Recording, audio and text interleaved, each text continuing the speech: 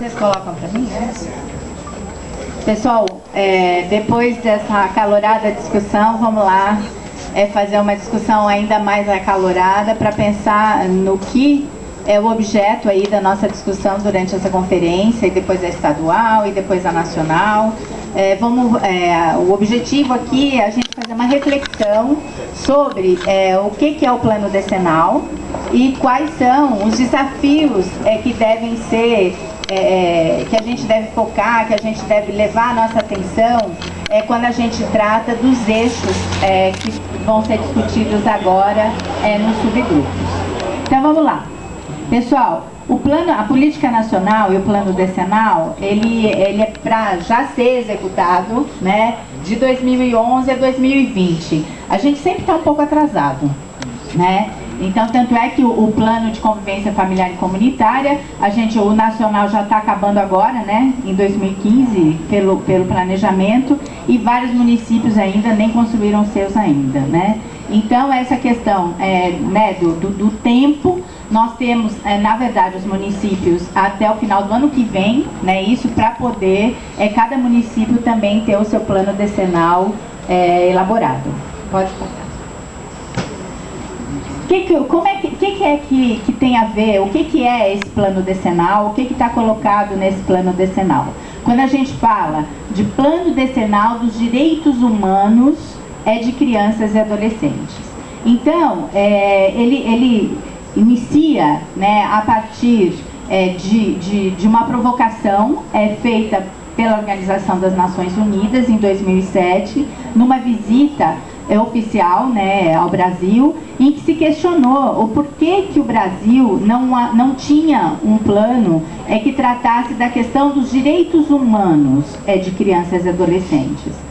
E, a partir disso, nós tivemos, na 8ª Conferência Nacional dos Direitos da Criança e do Adolescente, as deliberações da conferência serviram, então, de documento para que a gente pudesse definir a política e as diretrizes que dariam sustentação, então, para esse Plano Nacional de Direitos Humanos. Bom, o que está colocado, né, num desafio mais amplo, quando a gente pensa na construção e na implementação de um Plano Nacional de Direitos Humanos de Crianças e Adolescentes, que devem ter, né, o seu desdobramento no nível estadual e depois no nível dos municípios?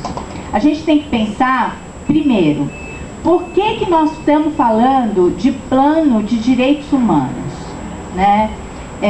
Historicamente, nós tivemos muitos avanços pós-Estatuto da Criança e do Adolescente no que diz respeito a gente planejar, a gente voltar a nossa atenção para planos voltados para áreas temáticas, tá certo? Nós, né, por uma urgência, nós fizemos, né, todo um direcionamento para que a gente pudesse construir planos onde, né, o tema, objeto desse plano, era um tema que indicasse uma violação de direitos, né, isso. Então nós construímos planos de erradicação, de combate à erradicação do trabalho infantil, plano de combate à violência sexual, plano de convivência familiar e comunitária. Agora, mais recentemente, estamos construindo o plano de atendimento socioeducativo. Então, né, nós temos planejado como atacar, né, essas violações de direitos, no sentido de poder acabar com essa questão, né, com essa temática, né, enquanto violação no nosso país. Só que quando a gente fala de um plano de direitos humanos, a gente está andando numa perspectiva que é aquela perspectiva lá de pensar na proteção integral, né? Quando a gente fala assim, o Estatuto da Criança e do Adolescente não é para todas as crianças e adolescentes do nosso país? Não é esse um grande avanço que a gente alcançou pós-Código de Menores, né, que era voltado só para aquelas crianças que estariam em situação de risco, né? Então, quando a gente fala, né, de um plano de direitos humanos, a gente está, né, procurando ter um diálogo com o que está colocado principalmente na proteção integral, que vamos, né, fazer todo um esforço para que a partir de agora a gente não esqueça, pode passar, que eu vou dar uma, né, não esqueça né, dar prioridade aos excluídos e aos invisibilizados, mas vamos, junto com isso, falar dos direitos de todas as crianças e adolescentes, tá certo? Então é esse o desafio que está colocado, o principal desafio, que é, né, não vamos abandonar, né, essas crianças, esses adolescentes que ficaram, né, numa situação de exclusão, de invisibilidade, mas vamos sim garantir a questão da proteção integral e vamos dar, né, agora, vamos focar nas nossas políticas voltadas, né, vamos também dar essa prioridade também para as políticas voltadas para o que a gente considera que é a questão da atenção básica, tá certo? Pode passar.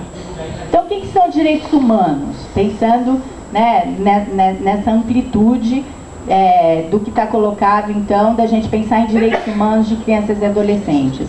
Todos nós que estamos aqui, nós somos aquele povo chato que faz a defesa de direitos humanos. Não é isso? Pelo menos eu espero, né, que a gente seja, né? E aí, o que nós fazemos? Né? Mais do que tudo, a gente acredita de verdade que apesar das nossas diferenças, nós somos todos iguais, né? Enquanto respeito à dignidade, enquanto liberdade, enquanto fraternidade, tá certo? Isso é a base dos direitos humanos. Então, a Política Nacional de Direitos Humanos, ela tem uma conversa com o que está colocado enquanto eixo dentro do Sistema de Garantia de Direitos. O Sistema de Garantia de Direitos, ele está organizado num eixo promoção dos direitos humanos, defesa dos direitos humanos e controle da efetivação dos direitos humanos. Nós vamos, né, hoje, aprofundar a discussão dentro dos eixos da política nacional e dentro do Plano Decenal de Direitos Humanos. E, então, existe, né, uma conversa desses eixos, então, dentro da política do Plano Decenal, que é promoção dos direitos de crianças e adolescentes, participação de crianças e adolescentes, estaria no eixo promoção dos direitos humanos. Depois, proteção e defesa dos direitos humanos, dentro do eixo do Sistema de Garantia e Defesa dos Direitos Humanos. Controle da efetivação dos direitos, dentro de controle social e efetivação e gestão da política, que estaria, na verdade, né, transversalizando os outros eixos. Então, é importante a gente poder pensar que há essa conversa entre os eixos. Por quê? Porque isso nos ajuda a identificar quais os órgãos, né, que compõem o Sistema de Garantia de Direitos e que estão dentro também dos eixos, quando a gente vai construir agora nossas propostas, dentro dos eixos que vocês escolheram, tá certo? Então, vamos lá. Então, primeiro eixo, promoção dos direitos de crianças e adolescentes. Então, vamos pensar, gente, promoção. Quando a gente fala do Sistema de Garantia de Direitos dentro da promoção, a gente tá falando de quais órgãos do sistema, né? A gente está falando justamente dos órgãos de atendimento, das políticas de atendimento, tá certo? Então, o que é o grande desafio que está colocado para que a gente possa discutir dentro das nossas propostas quando a gente for discutir esse eixo? Como garantir políticas básicas de qualidade para todos, ao mesmo tempo incluir os sujeitos historicamente excluídos da nossa sociedade. Tá certo? Então, nesse eixo, né, quando a gente for discutir as nossas propostas, a gente tem que pensar nisso. Como é que a gente fala, né, de políticas básicas de qualidade? O que são políticas básicas de qualidade? Educação, né, dentro da educação, dentro da saúde, né, dentro, né, do que está colocado enquanto profissionalização para os nossos jovens, né? Então, é nesse sentido que a gente tem que pensar, mesmo dentro da assistência, nós temos a área de atenção básica, tá certo? Então, é nisso que a gente tem que focar quando a gente vai discutir, então, o eixo promoção dos direitos de crianças e adolescentes.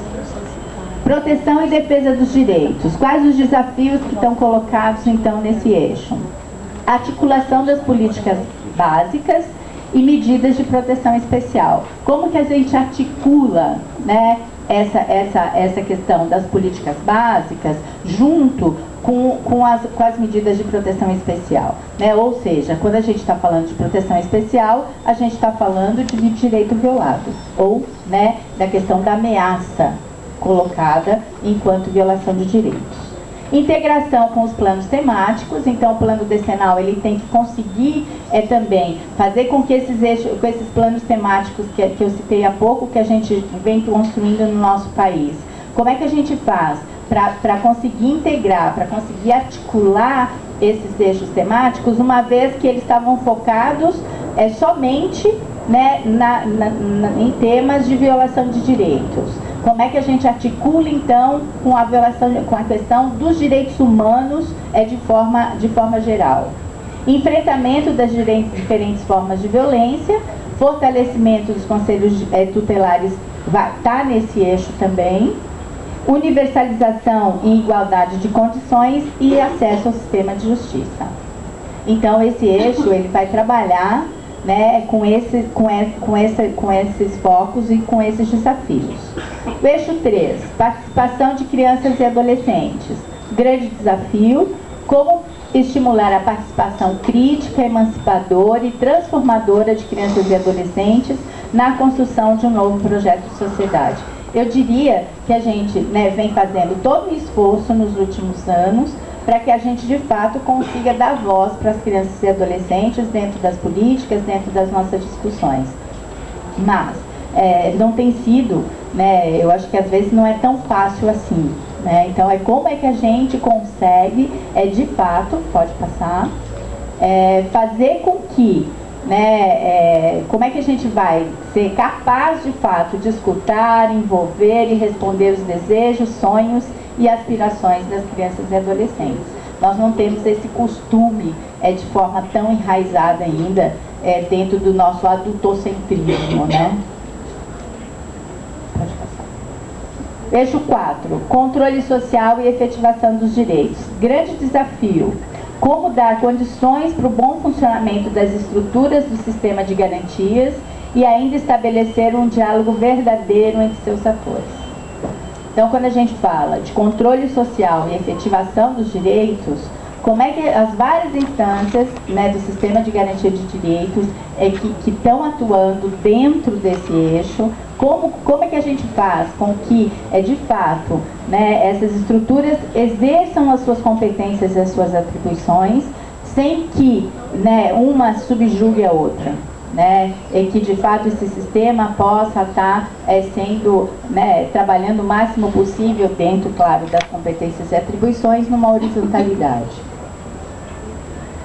Gestão da política, grande desafio, como assegurar a existência efetiva de uma política de garantia de direitos de criança e adolescente, com a democratização na elaboração e seu orçamento e a qualidade da sua gestão. Então, esse eixo, a gente tem que pensar na gestão da política. Nós temos que pensar, e quando a gente pensa na gestão da política, tem uma palavrinha mágica que é prioridade absoluta, que é orçamento, né? Que de fato a gente consiga, né, que, além disso, qualidade na execução desse orçamento e na execução dessa política. Então, esse seria o eixo, o último eixo, gestão da política. E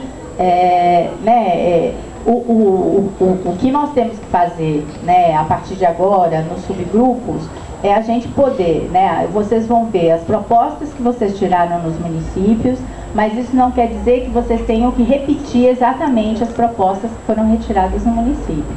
Né, vocês podem refletir agora nos subgrupos, né, e repensar e propor novas propostas. Né? Por quê? Porque agora vocês vão pensar na região, tá certo? Vocês não vão mais pensar no município de vocês.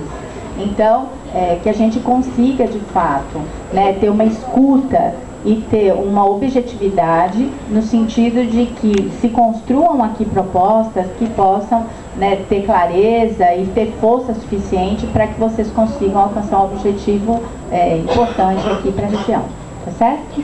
Daí, só para finalizar, pode passar.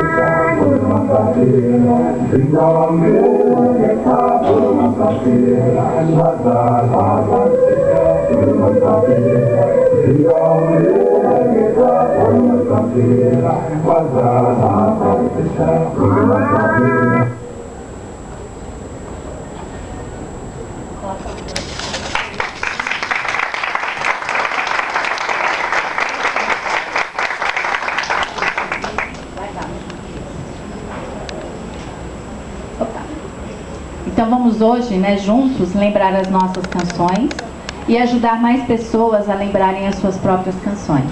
Boa conferência.